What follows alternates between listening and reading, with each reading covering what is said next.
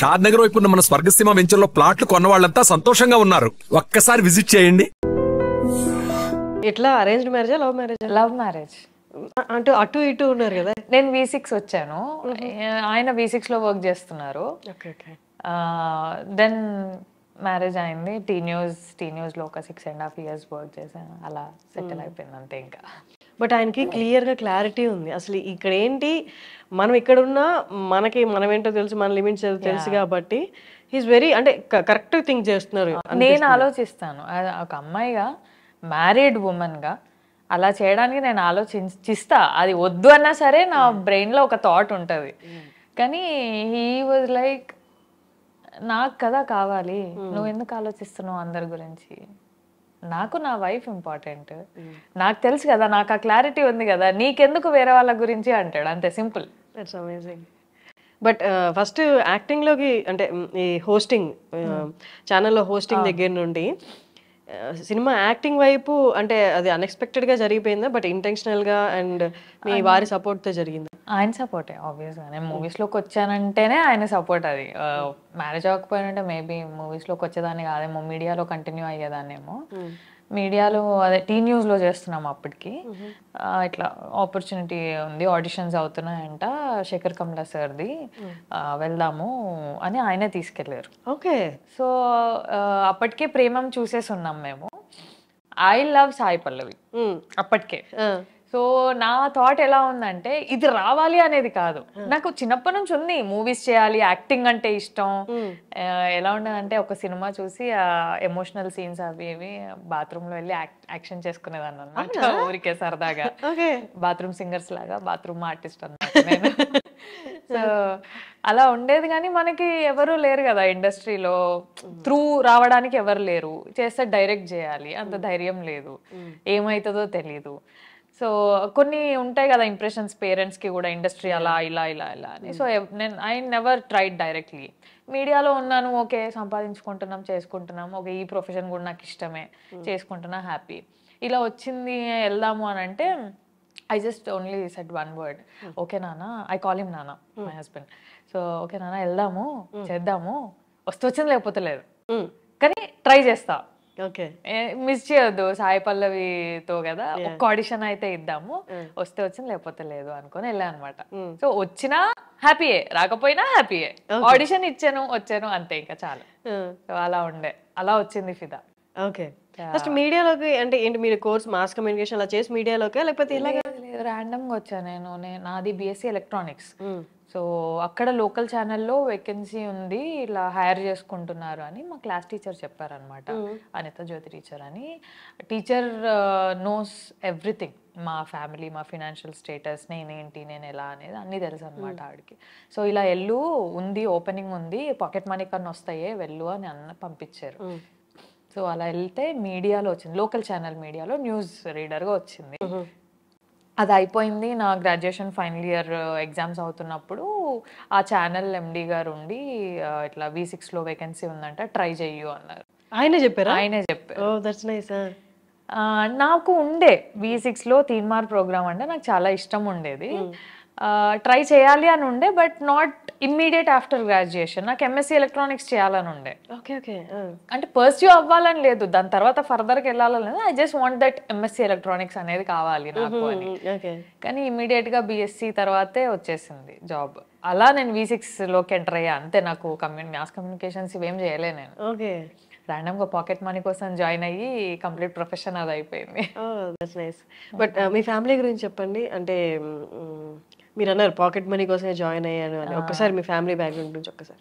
నాన్న private employee, అమ్మ ఇంట్లోనే హౌస్ వైఫ్, చిన్నగా టైలరింగ్ అది చేసేదన్నమాట, నార్మల్ బ్లౌజెస్, ఫాల్స్ ఇవి కుట్టేది.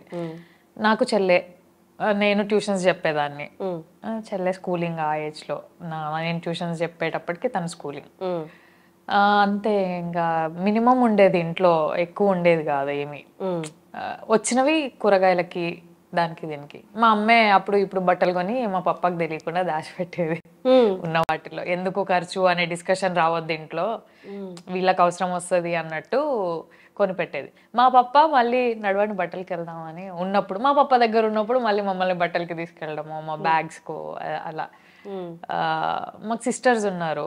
సో బట్టలు కానీ బ్యాగ్స్ కానీ కొన్ని తెలుసు కదా, కజిన్స్ దగ్గర నుంచి మన వరకు వస్తా ఉంటాయి. అదే ఆబ్వియస్. అలా వచ్చేవి. మాకు ఇంకా మా అమ్మ నాన్న, నేను పెద్ద అమ్మాయిని కాబట్టి ఇంట్లో మనకు కొంచెం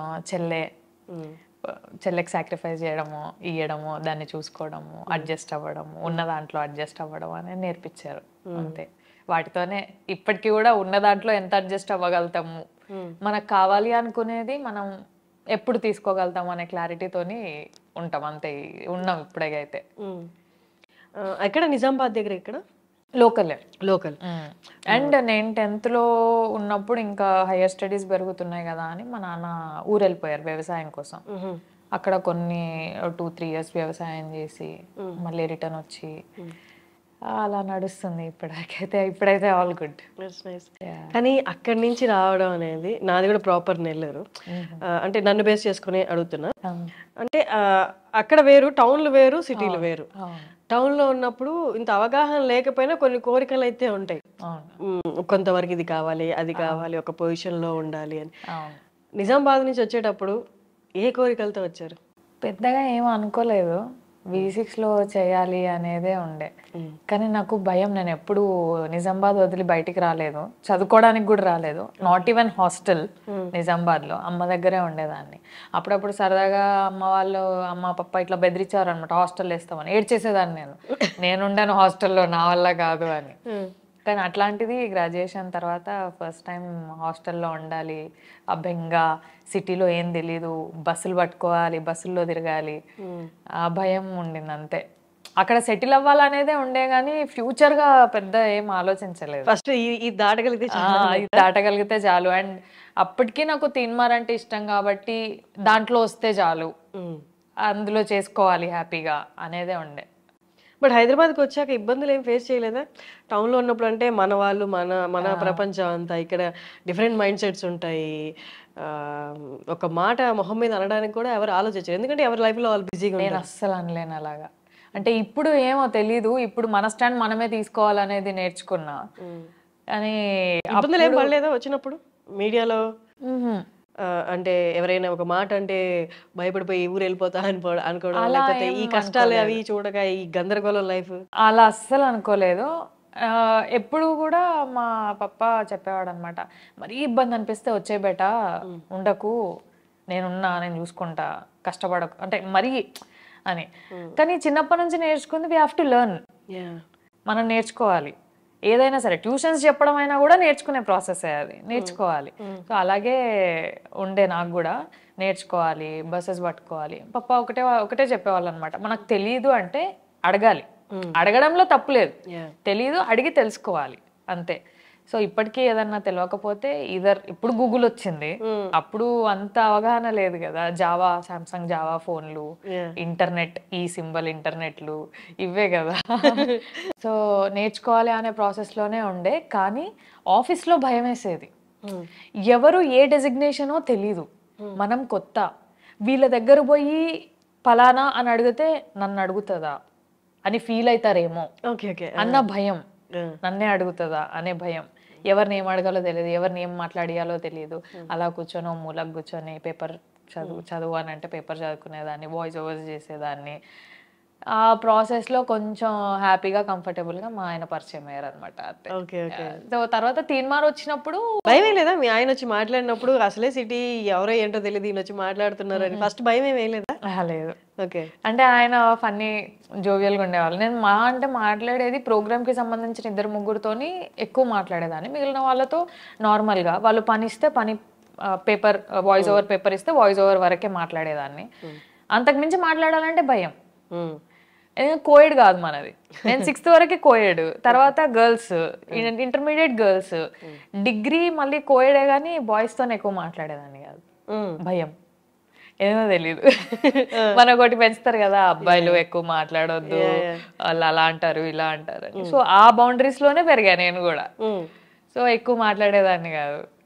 సో మాట్లాడించినప్పుడు కొంచెం కంఫర్టబుల్ జోన్ ఇచ్చారు ఆయన మాట్లాడినప్పుడు. సో అలా కంఫర్ట్ ఉండే అక్కడే. కానీ యాక్టింగ్ విషయానికి వస్తే యాక్టింగ్ ఫస్ట్ ఫిదా చేసినప్పటికి మీకు ఏ కైండ్ ఆఫ్ ఎక్స్పీరియన్స్ అయితే లేదు, ఫిదా చేస్తున్నప్పుడు కానీ తర్వాత కానీ ఎక్కడైనా యాక్టింగ్ ఆన్ ద స్పాట్ ఇబ్బంది పడి ఎవరు అంటే జస్ట్ టేక్స్ 2 takes 3 takes తీసుకునే ఆ నర్వస్నెస్ ఆ భయం అలా ఇది ఎప్పుడైనా కలిగిందా? ఫిదాలో కలిగింది. ఆ సీన్ ఉంటది కదా, మనమే ఎందుకు వెళ్ళాలి, ఉండిపోవచ్చు కదా ఇక్కడే అని బెడ్ మీద కూర్చొని పెట్ట చదురుకుంటుంటే ఏడుస్తుంది చూడండి. ఆ సీన్ కి అప్పటి వరకు నాకు భయం లేదు. ఆ సీన్ కి ఆవిడ నిజంగా ఏడుస్తున్నారు. షీ నాకు తెలిసి she imagined her sister going away after marriage. అదే సీన్ కదా, తనకి ఓ చెల్లు ఉంది.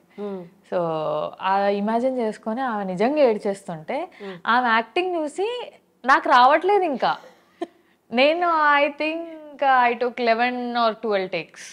అప్పుడు నర్వస్నెస్ వచ్చేస్తుంది కదా, సెట్లో అందరూ మనల్ని చూస్తున్నారు. నాకు భయం వచ్చేస్తుంది, నేను చేయలేకపోతున్నా. శేఖర్ సార్ ఏమో నువ్వు ఆడిషన్లోనే ఈ సీన్ బాగా చేసావు, ఇప్పుడు రావట్లేదు అని అంటారు. నాకు ఇంకా భయం వచ్చేస్తుంది. ఇక దాన్ని హీ టుక్ ఇంకా లాస్ట్లో ఎక్కడి వరకు వస్తే అక్కడి వరకు తీసుకున్నట్టున్నారు. కానీ ఆ ఒక్క సీన్కి భయపడ్డా, తర్వాత కామన్ అయిపోయింది. అది ఫస్ట్ కదా నాకు, అన్ని టేక్స్ తీసుకుంటే ఏమంటారో ఏమనుకుంటారో అన్న భయం ఉండింది. తర్వాత అలవాటు అయిపోయింది. తర్వాత నాకు తెలిసి అన్ని టేక్స్ ఎప్పుడు తీసుకోలేదేమో. బట్ మీడియా జర్నీ ఎలా ఉంది, మూవీస్ ఎలా ఉంది? Both are different. మనకి V6లో నేను చేసిన తక్కువే. T News after marriage T News join అయ్యా, 6.5 years చేసా అక్కడ. అంటే టీ న్యూస్ ఎలా ఉంటే సెకండ్ హోమ్ లాగానే ఉంటుంది. అంటే అన్ని ఇయర్స్ వర్క్ చేసేసరికి మనకు హోమ్ కంఫర్టబిలిటీ వస్తుంది కదా, ఆ ఫీలింగ్ ఉంటుంది. మూవీ వచ్చి మల్టిపుల్ పీపుల్, ఒక్కొక్కరు ఒక్కొక్క వర్క్ లో ఉంటారు. ప్రతి సినిమాకి అందరు కొత్త. ఎవరైనా పాత సినిమా వాళ్ళు కనిపిస్తే అదొక మంచి ఫీలింగ్ అనిపిస్తుంది. ఆఫీస్ లో ఏంటి రోజు చూసే మొహాలే, వీళ్ళు ఎలాంటి వాళ్ళు తెలిసిందే. మనం ఎలా ఉంటాం, వాళ్ళు ఎలా రిసీవ్ చేసుకుంటారో కూడా తెలిసిందే. మూవీ అలా కాదు. మళ్ళీ ఇక్కడ సేమ్ ఇందాక చెప్పా కదా, ఎవరు ఏ డెసిగ్నేషనో తెలియదు. పోయి మీరు ఏం చేస్తారా అని అడగలేము, తెలుసుకోవాలి. వాళ్ళకు ఒకవేళ వెళ్ళి నాకు కొంచెం వాటర్ కావాలి అని అడిగితే వాళ్ళు ఫీల్ అవుతారేమో అన్న భయం నాకు అది చాలా ఉండేది. అట్లా కొంచెం ఫియర్స్ ఉండే. కానీ T News office is office, అది చాలా కంఫర్టబుల్. అక్కడ చాలా ఎంకరేజ్మెంట్ కూడా ఉండింది. యాక్చువల్గా టీ న్యూస్ లో చేసినప్పుడే ఫిదా వచ్చింది. వాళ్ళ ఎంకరేజ్మెంట్ వల్లే నేను మూవీస్ అండ్ ఆఫీస్ రెండు కంటిన్యూ చేయగలిగా, వాళ్ళ కోఆపరేషన్ వల్లే. లేకపోతే ఛానల్స్ లో అంత ఆపర్చునిటీ ఉండదు. ఎల్లమ్మా చేసుకో, ఎక్స్పోజర్ పెంచుకో, చెయ్యు, లీవ్స్ కావాలా తీసుకో. మూవీస్ కి నాకు చాలా కంఫర్టబుల్ గా ఇచ్చారు అసలు. మన సిఇఓ గానీ, మన సురేష్ సార్ గానీ, ఇంకా సంతోష్ సార్ గానీ చాలా కంఫర్టబుల్ ఉండే. ఈవెన్ ఫిదా తర్వాత సంతోష్ సార్ పిలిచి, బాగుందమ్మా మూవీ చూసాము, చెయ్యు ఇలాగే కంటిన్యూ చెయ్యు, మంచి మంచి మూవీస్ చెయ్యు అని చెప్పి అప్రిషియేట్ చేసి పంపించారు ఆ మూమెంట్ లో. కానీ ఇప్పుడు క్విట్ చేసేసారు, మీడియా క్విట్ చేసి ఓన్లీ ఇంటూ మూవీస్ కదా. క్విట్ చేసిన వెంటనే మూవీస్ అంతా అంత ఫ్రీక్వెంట్ గా వచ్చిండు కదా, బట్ మీకు ఫ్రీక్వెంట్ గా వచ్చాయా? లేదు. అప్పుడు డౌట్ రాలేదా, మేబీ నేను క్విట్ చేయకుండా? I took the risk. ఇంకా అంటే అది తెలుసు, ఆ రిస్క్ తెలుసు. ఇద్దరం సేమ్ ఇండస్ట్రీ కదా, నేను మా హస్బెండ్. రిస్క్ తీసుకున్నాను, ఇంకా తప్పలేదు. ఆయన అన్నారు డెఫినెట్ గా కంటిన్యూ షూట్స్ ఉండవు, షూట్స్ లేనప్పుడు నువ్వు ఇంట్లోనే ఉండాలి అంటే ఓకే, ఉన్న దాంట్లో ఎంత ఉంటే అంత అడ్జస్ట్ అయిపోతా. కానీ రెండు ఈక్వల్గా మళ్ళీ 1 month 2 months లీవ్స్ అంటే కూడా ఇస్తున్నారు కదా అని మనం తీసుకోలేము కదా, వాళ్ళకి ఇబ్బందే. ఎందుకులే ఇంకా మానేస్తా, కంటిన్యూ అవుతా ఇందులోనే అని చెప్పా. దాని తర్వాతే ఖుషి, అంబాజీపేట ఇవి స్టార్ట్ అయ్యాయి. సో ఐ థాట్ దీనికి నేను లిటరల్ గా 1 month 2 months 3 months కూడా షూటింగ్స్ చేయడం అయ్యింది. సో ఓకే, ఖుషి అంతా బయట కదా, బయట కాశ్మీర్ అయ్యింది. మిగిలిన 1 month on and of Hyderabad అయ్యింది. ఓకే, ఎలా ఉంది సమంతతో యాక్టింగ్? కూల్, ఆవిడ ఫ్రెండ్లీ. నేను ఎవరిని ఎక్కువ మాట్లాడిను, నాతో నాలాగా మాట్లాడే వాళ్ళతో బడబడ మాట్లాడుకుంటాం. కానీ అంటే ఎవ్రీ ఆర్టిస్ట్ కి ఒక జోన్ ఉంటది, ఈవెన్ నాకు ఓ జోన్ ఉంటది. ఎవరైనా వచ్చి మాట్లాడితే నేను ఎలా ఫీల్ అవుతానో, నేను వెళ్ళి మాట్లాడినప్పుడు వాళ్ళు అలాగే ఫీల్ అవుతారేమో, వాళ్ళకి ఆ కంఫర్ట్ జోన్ అనేది లేకపోతే వాళ్ళు అలాగే ఫీల్ అవుతారేమో అన్న దాంట్లోనే ఉంటా నేను. సో నేను ఎక్కువ డిస్టర్బ్ చేయను. మాట్లాడినంత వరకు బాగా మాట్లాడేవారు సమంత కానీ విజయ్ కానీ. కూల్, రాగానే గుడ్ మార్నింగ్ హాయ్ బాయ్ ఆడవారికి బాగానే ఉండేది. అంతే. మీరు చెప్పిన ఇద్దరు పేర్లు సమంత కానీ సాయి పల్లవి కానీ అంటే వీళ్ళు వాళ్ళ హార్డ్ వర్క్ కి చాలా మందికి వాళ్ళ హార్డ్ వర్క్ తో చాలా మందికి గుర్తున్నారు. అండ్ ద సేమ్ టైం వాళ్ళ సక్సెస్ కూడా అందరు చూసింది. బట్ మీరు కలిసి వర్క్ చేశారు కాబట్టి ఒక్కొక్కరిలో యూనిక్ అండ్ బెస్ట్ క్వాలిటీ ఏదైనా ఉంది అంటే, యూనిక్ క్వాలిటీ బెస్ట్ వద్దులేండి తీసేద్దాం, బెస్ట్ అనేది very relative term. Unique quality మీకు అనిపించింది అబ్బా ఈవెంట్లో ఇది సంథింగ్ గుర్తుపెట్టుకోవాల్సిన క్వాలిటీ అనిపించింది ఇద్దరిలో కామన్ పాయింట్ అయితే హార్డ్ వర్కింగ్. ఇప్పుడు తమిళియన్ అయ్యండి సాయి పల్లవి గారు, తెలుగు నేర్చుకోవడం ఒక ఎత్తు, తెలంగాణ నేర్చుకొని ఓన్ డబ్బింగ్ చెప్పుకోవడం ఒక ఎత్తు. ఇప్పటికిప్పుడు మనం వెళ్ళి మలయాళం డబ్బింగ్ చెప్పాలన్నా కూడా అది రాదు, చాలా టైం పడుతుంది. తను కష్టపడి నేర్చుకొని ఫస్ట్ ఫిలింకే సెల్ఫ్ తెలంగాణ డబ్బింగ్ చెప్పుకున్నారు ఆవిడ. Hard working. సమంత గారిది హార్డ్ వర్కింగ్ అంటే షీ బిల్డ్ హర్ ఎంపైర్. అసలు 14 years ఆఫ్ సెలబ్రేషన్ అయింది మొన్నే. అంటే 14 years ఆవిడ అంత కష్టపడి స్క్రాచ్ నుంచి వచ్చి ఒక ఎంపైర్ బిల్డ్ చేసుకొని now all over the world everyone knows Samantha. అది చాలా హార్డ్ వర్కింగ్. సో ఇద్దరిలో కామన్ పాయింట్ అయితే అదే హార్డ్ వర్కింగ్. యునీక్ అంటే ఎవరితో ఎక్కువ క్లోజ్గా మూవ్ అవ్వలేదు కదా. సాయి పల్లవి గారితో కూడా క్లోజ్గా మూవ్ అవ్వలేదు. సో కాంబినేషన్ సీన్స్ వరకు లేదా షార్ట్ గ్యాప్లో 1-2 మాట్లాడడమే. ఎక్కువ జర్నీ చేస్తేనే will get to know what is the unique point in them అనేది. సో వీళ్ళ నుంచి నేర్చుకోవాలి ఏమైనా అంటే హార్డ్ వర్కింగ్. అండ్ పల్లవి గారి దగ్గర నుంచి స్టోరీ పికింగ్ అది నేర్చుకోవాలి. ఆమె చాలా అంటే ఎప్పుడో ఒకటి వచ్చినా కూడా ఆమె రోల్స్ పిక్ చేసుకోవడం అనేది యూనిక్ ఉంటుంది. అవును, రిలేటెడ్ గా లేకుండా. అలా అంబాజీపేట చూసిన వాళ్ళు సినిమా ఇండస్ట్రీ నుండి మీకు కాల్ చేసి చాలా చక్కగా చేసావు, మీరు ఎక్స్పెక్ట్ చేయని కాల్ చేసి మీ యాక్టింగ్ గురించి కాంప్లిమెంట్ ఇచ్చిన వాళ్ళు ఎవరిదైనా కాల్ ఉందా? ఎక్స్పెక్ట్ చేయని కాల్ కాదు, కాల్ రాలేదు, మెసేజ్ అయితే వచ్చాయి. లైక్ రాజా ఫిదాలో హస్బెండ్ గా చేశారు కదా, రాజా అప్రిషియేట్ చేశారు. మన హసిద్ గోలీ డైరెక్టర్ గారు అప్రిషియేట్ చేశారు, కంగ్రాచులేట్ చేశారు. మొన్న భామకలాపం 2 ప్రీమియర్స్ రోజు హను సార్ని కలిసా, Hanuraghav. He congratulated me, appreciated me. అంటే ఒక బిగ్ పర్సనాలిటీ కదా, ఆయన దగ్గర నుంచి రావడం అనేది గుడ్ థింగ్. హ్యాపీ ఉండే ఆ రోజు. ఆయన ఆ రోజు పిలిచి బాగా చేసావమ్మా, బాగుంది cinema, it's your time now అన్నారు. థ్యాంక్ యూ సో మచ్ అనుకున్నా. ఇప్పుడు నేను యాక్చువల్లీ ప్రతి యాక్టర్ని ఈ క్వశ్చన్ అడుగుదాం అనుకున్నాను, అలాగే మిమ్మల్ని కూడా అడుగుతున్నాను. ప్రతి ఒక్కరికి ఒక అప్రోచ్ ఉంటుంది టువర్డ్స్ యాక్టింగ్. మీ అప్రోచ్ ఏంటి టువర్డ్స్ యాక్టింగ్? అంటే వాళ్ళు నెరేట్ చేసినప్పుడు డైరెక్టర్ ఏం చెప్తారో అదే జస్ట్ ఇంకా అదే ఏం చెప్తే అదే మైండ్లో పెట్టుకోవడమా, లేకపోతే సెట్లోకి వెళ్ళి మీ క్యారెక్టర్తో పాటు మీరు ఉంటూనే అదర్ క్యారెక్టర్ వైబ్రేషన్స్ కూడా తీసుకొని సో దట్ అందరిలోకి ఇమిడిపోయేలా మీ మైండ్లో ఒక క్యారెక్టర్ బిల్డ్ చేసుకోవడం? So which is your approach? అసలు మీ అప్రోచ్ ఏంటి towards acting? First let's talk about Ambajipeta. Padma character ఉంది.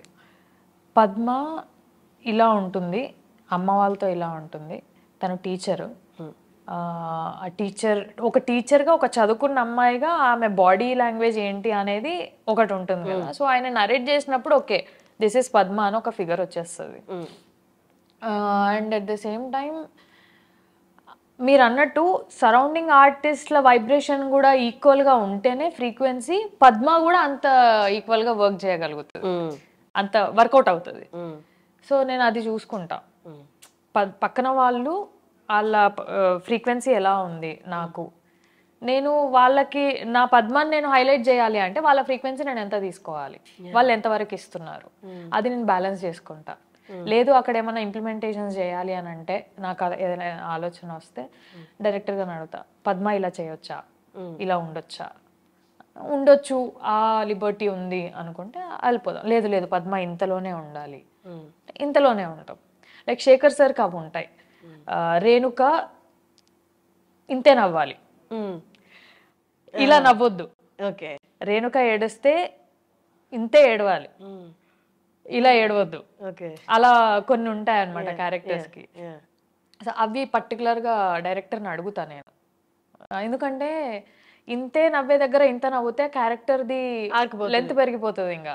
అంటే రేణుక వెరీ రీజనబుల్ అనే దగ్గర నుంచి Renuka is Shilpa from Bhamakalapam అయిపోతుంది. అట్లా ఉంటది. ఓకే. సో ఎవ్రీ ఆర్టిస్ట్ కి పక్కన ఆర్టిస్ట్ల ఫ్రీక్వెన్సీ కూడా చాలా ఇంపార్టెంట్. ఎగ్జాక్ట్లీ. ఎందుకంటే వాళ్ళ రియాక్షన్స్ కి మ్యాచ్ అవ్వాలి అంటే, ఇప్పుడు నేనైనా వాళ్ళ డైలాగ్ ఉంది అంటే నా సేమ్ ఫ్రీక్వెన్సీ ఉండాలి వాళ్ళకి, అయితేనే వాళ్ళకి ఆ ఎమోషన్ పండుతుంది. సో అది చాలా ఇంపార్టెంట్. నేను అది చాలా చూసుకుంటా కూడా. ఒకవేళ అవతల వాళ్ళ నుంచి అది రావట్లేదు అంటే నా రేంజ్ నేను మెయింటైన్ చేసుకుంటా, ఇంకా అది పెరగకుండా తగ్గకుండా డిస్టర్బ్ అవ్వకుండా అలా మెయింటైన్ చేస్తా. That's amazing. చాలా చక్కటి గ్రాఫ్.